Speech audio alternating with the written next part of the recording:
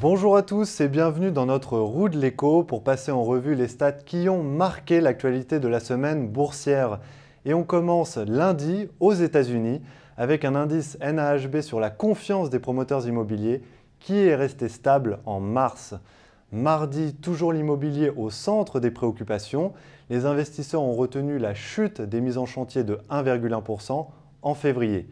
Un chiffre qui a d'ailleurs ravivé les doutes sur une reprise du secteur, surtout que le bond des permis de construire de 5,4% est totalement passé inaperçu.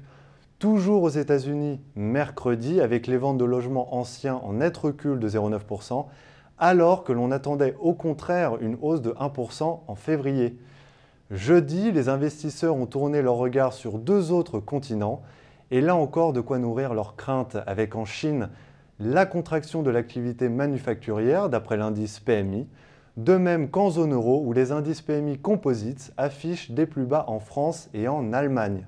Enfin, les bonnes nouvelles sur le front de l'emploi aux États-Unis n'ont pas pu contenir la déception des marchés malgré un plus bas des inscriptions au chômage depuis 4 ans à 348 000 signatures.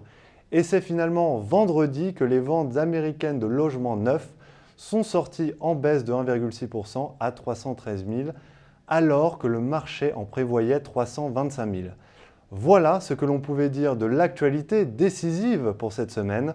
Merci de votre attention et à la semaine prochaine.